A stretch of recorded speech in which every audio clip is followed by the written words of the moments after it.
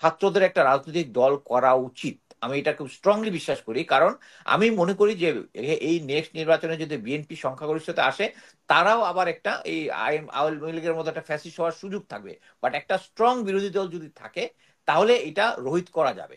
But এই strong বিরোধী দল থাকার জন্য যে কাজটা করতে হবে, এটা আমাদের ছাত্ররা বোধহয় করতেছে না।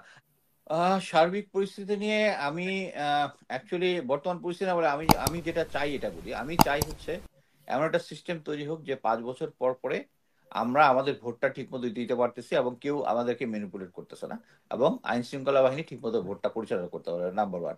নাম্বার টু হচ্ছে এই যে অ্যাট প্রেজেন্ট যে গোয়েন্দা সংস্থাগুলো যে বিভিন্ন আহ, রাজনৈতিক দলগুলোর ভিতরে যে একটার সাথে একটাকে লাগাচ্ছে, একটার পিছনে একটা লাগাচ্ছে, এরে বলতেছে তুমি এর থেকে এখানে জয়েন করো, এরে এ করতেছে। এই জিনিসটা it must stop. It must stop. এটা প্রফেসর ইউনুসের নজরে আনা উচিত। এই জন্যই যে ডিজিএফ এবং এনএসআই টা কিন্তু জেনারেল ওয়াকারের গোয়েন্দা সংস্থা না, এটা তার গোয়েন্দা সংস্থা। উনি এই দুজনকে ডেকে উনার আমি এট প্রেজেন্ট অ্যাকচুয়ালি সরাসরি তাদের কয়েকজনের সাথে যোগাযোগ করে যেটা বুঝেছি, যে ইভেন তাদের প্রধানদের তাদের সংস্থার উপর কন্ট্রোল তাদের নাই, তাদের কন্ট্রোল না নাই। সে এই জিনিসটা, এই গোয়েন্দা সংস্থাগুলো আছে হচ্ছে তাদের মেইন কাজ হচ্ছে দেশের সার্বভৌমত্ব রক্ষা করা। ভারত, মায়ানমার, বা এখন যে নতুন ইয়া হইতেছে যারা, বা পাকিস্তান, অন্যান্য যারা দেশ আছে তাদের আমাদের রাজনৈতিক, অর্থনৈতিক, পলিটিক্যাল ব্যাপারে ইনফ্লুয়েন্স করতে, তাদের ব্যাপারে খোঁজ খবর নেওয়া, কাউন্টার ইন্টেলিজেন্স তৈরি করা, এগুলো হচ্ছে তাদের কাজ।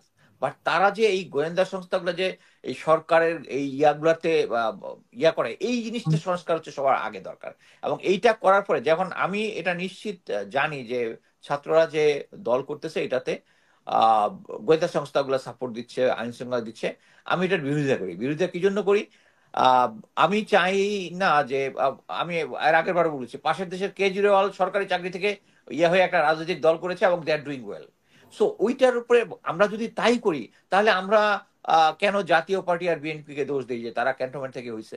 আমরা তো দোষ দিতে পারি না। সো তাদের তো কোনো চেঞ্জ আসবে না। সো আমি মনে করি যে ছাত্রদের একটা রাজনৈতিক দল করা উচিত। আমি এটা খুব স্ট্রংলি বিশ্বাস করি, কারণ আমি মনে করি যে এই নেক্সট নির্বাচনে যদি বিএনপি সংখ্যাগরিষ্ঠতা আসে, তারাও আবার একটা এই আওয়ামী লীগের মতো একটা ফ্যাসিস্ট হওয়ার সুযোগ থাকবে। বাট একটা স্ট্রং বিরোধী দল যদি থাকে, তাহলে এটা রোহিত করা যাবে। বাট এই স্ট্রং বিরোধী দল থাকার জন্য যে কাজটা করতে হবে, এটা আমাদের ছাত্ররা বোধহয় করতেছে না। আমি রাজনৈতিক স্পেশালিস্ট নই, আমি সামরিক বিষয় নিয়ে বেশি কথা বলি, বাট আমার কাছে সাধারণভাবে যেটা মনে হচ্ছে, একটা নির্বাচন সিস্টেম থাকবে, গোয়েন্দা সংস্থাগুলো এখানে ম্যানিপুলেট করবে না, এবং মনে করি যে আমরা যখন ভোট দিব নিজেরা, এবং আমরা যাদেরকে নির্বাচন করবো তাদের আমাদের পরিচালিত করবে। বাট এই জিনিসটা করার জন্য আমি মনে করি যে এই সরকার অ্যাটলিস্ট 1 থেকে 2 বছর সময় দেওয়া উচিত বলে আমি মনে করি। ধন্যবাদ। অসংখ্য ধন্যবাদ।